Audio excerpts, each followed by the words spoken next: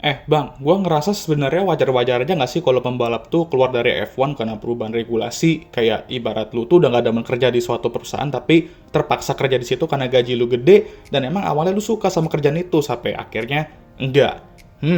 Setuju sih gua. Tapi gua kenal seseorang yang nggak suka sama suatu regulasi, dia malah uji nyali pindah tim, dan dia kembali menikmati F1 itu sendiri. Udah gitu uji nyalinya pindah ke Ferrari pula. Hah? Siapa tuh, Bang? Nah, sini kita ngopi dan bahas soal ini.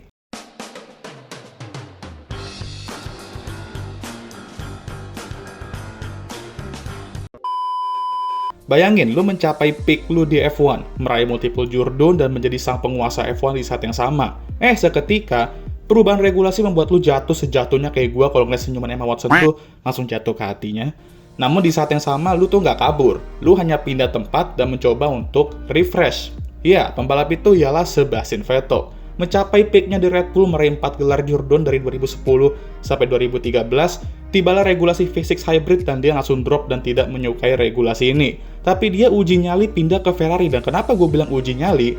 Karena Ferrari 2014 ketika regulasi baru ini benar-benar kacau balau. Manajemen mereka gonta-ganti, terus ditambah mobil mereka benar-benar versatile banget. Understeer bisa, oversteer bisa, lambat bisa, yang nggak bisa cuman kenceng. Gitu-gitu Nando mampu ngairin mobil itu ke podium 2 kali loh di 2014. Tapi ya itu mostly karena emang skillnya Nando sih. Jadi Seb memang pindah ke tim impian dia dari kecil. Namun dengan kondisi Ferrari saat itu, apakah ini ibarat cemplung ke sumur? Well, saat itu Ferrari nge-hire Maurizio Arrivabene sebagai tim principal. Dan mobil 2015 secara umum emang merupakan peningkatan banget dari 2014. Khususnya di mesin, dimana suaranya tuh nggak semute kayak di 2014. Seb datang dengan tujuan yang jelas, membawa tim merah ini kembali ke atas. Dulu rival, sekarang bersatu untuk menghentikan dominasi Mercedes. Seb nggak pakai lama langsung settle dengan mobil Ferrari itu, meraih posisi ketiga di Australia. Tapi di Malaysia, kondisi hujan, nyaris dapat pole ya. Dan emang lah, Seb ini kalau udah balapan di Asia, udah kayak entitas dari planet lain guys. Dan di hari esoknya, untuk pertama kalinya di era V6 Hybrid ini, seorang pembalap mengalahkan dua Mercedes fair and square tanpa adanya masalah engine atau apapun itu yang mengganggu, dan pembalap itu tidak lain dari Seb di Ferrari-nya yang meraih kemenangan pertama berseragam merah hanya di race keduanya ya guys. Gile nggak tuh? Dan menjadi ancaman terbesar Mercedes di era V6 Hybrid ini. Kemudian Seb meraih podium di 3 dari 4 race berikutnya dan selalu mencoba berada persis di belakang Mercedes tiap kali qualifying dan race. Dia kembali meraih podium di Silverstone di kondisi gado-gado, di mana waktu itu mobil juga nggak sekencang Williams dan tentunya Mercedes ya, dan meraih kemenangan keduanya bersama Ferrari di Hungaria di race di mana dia mengasapi dua Mercedes saat start dan tidak melihat ke belakang. Kemudian kemenangan yang sangat emosional tentunya, dan dia dedikasikan kemenangan itu untuk Jules Bianchi yang meninggal pada minggu itu akibat kecelakaan fatal di Suzuka 2014. Jadi menuju summer break, dia meraih 2 kemenangan, 7 podium, 7 top 3 qualifying dari 10 balapan, dan dia juga masih meraih poin di semua balapan di titik itu. Gile konsistensinya ya, tapi sayang streak itu berakhir karena di Belgian Grand Prix udah mau kelar balapan dan kembali finish di podium, bannya memutuskan untuk buka baju. Mengham deh, tapi terkadang bad luck itu juga bagian dari sport. Kalau kata Saipul 2023, di Monza, home race Ferrari, dia meraih podium dan menyenangkan para tifosi yang dulu membencinya habis kayak kita semua yang membenci super clipping. Di Singapura tapi ya, dia menjadi posisi terutama yang bukan pakai mesin roket Mercedes itu di era hybrid ini. Dan ya, mendominasi balapan esoknya dan meraih kemenangan ketiganya bersama Ferrari. Kemudian dia meraih podium lagi di Suzuka dan Sochi. Dan di titik ini, dia sebenarnya berada di atas Nico Rosberg guys, standing saya ya. Dan seedannya, ini walaupun berapa race ke depannya setelah Lewis mengunci gelar ketiganya, Nico langsung mode Prime Fangio ya dengan memenangkan sisa 3 balapan. Tapi, Seb mampu meraih 2 podium dari 4 balapan terakhir musim 2015.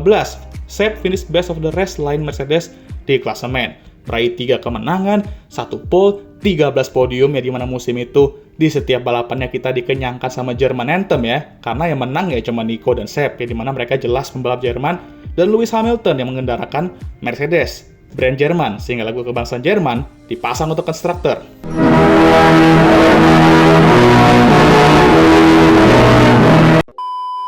Kalau kalian bosan dengan Wilhelmus di 2023, di 2015 Deutschland lead, coy, di setel semua race ya.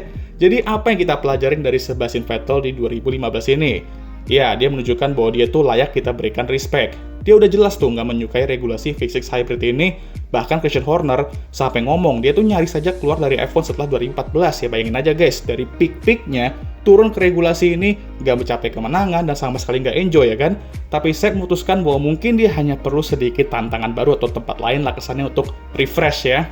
Pindahlah dia uji nyali ke Ferrari, tim yang benar-benar lagi ampas-ampasnya di regulasi baru ini, dan manajemen juga lagi kacau-kacaunya. Seketika dia ibarat menemukan kebahagiaan baru ini di 2015 yang sempat hilang di 2014. Kalau kalian perhatikan dia di 2015 ya guys, asli man, ini orang kayak dapat dopamin booster aja seketika gitu ya. Happy banget ya di interview, ngejokes bareng dua Mercedes, bareng jurnalis, dan di sini juga momen dimana fans yang dulunya nggak benci dia, seketika menjadi fans terberatnya. Dia juga meningkatkan harapan tifosi untuk akhirnya buka puasa gelar, tapi sayang aja, kita semua tahu endingnya seperti apa ke depannya ya. Jujur, masih sakit hati sih dengernya ya, tapi kondisi dia 2014 itu emang semirip itu dengan Max Verstappen sekarang di 2026. Ironis juga mengingat beberapa fans Max yang toxic bilang bahwa itu udah gak punya legacy di F1. Idola mereka malah meneruskan legacy itu di musim ini. Tapi saya menunjukkan bahwa dia tidak kabur, hanya pindah tempat, dan itu bekerja dengan sangat baik di 2015. Dia tuh ibarat reborn dan menjadi kelinci yang bahagia. Mungkin itu yang Max perlukan sekarang, daripada dia ciao dari F1, mungkin lu bisa pindah tim dan cari refreshment baru di situ kali ya. Tapi gue rasa itu semua juga tergantung sama regulasi baru ini, dengan problem-problemnya bisa di-fix atau enggak. Karena jujur, gue kalau ngelihat Max sekarang, yang bikin dia komplain-komplain itu bukan masalah tim yang mobilnya lontong sebenarnya, tapi emang regulasi ini secara keseluruhan. Walaupun deep down, gue yakin dia juga sedikit berharap mobilnya lebih kenceng ya. Tapi ini bakal menjadi topik menarik tahun ini. Akankah Max jauh dari F1, atau dia ingin mereplika momen Seb di 2015 ini dengan pindah tim mencari udara segar? Kayak pindah ke Messi gitu contohnya. Kalau Ferrari sih kata gue agak nggak mungkin, tapi ya never know gitu ya. Ya jadi gitu aja untuk video kali ini. Gimana menurut kalian? Mungkin ini sedikit jalanan tidak akan lupa juga sih videonya, tapi gue add a little bit touch dikit lah biar beda ya.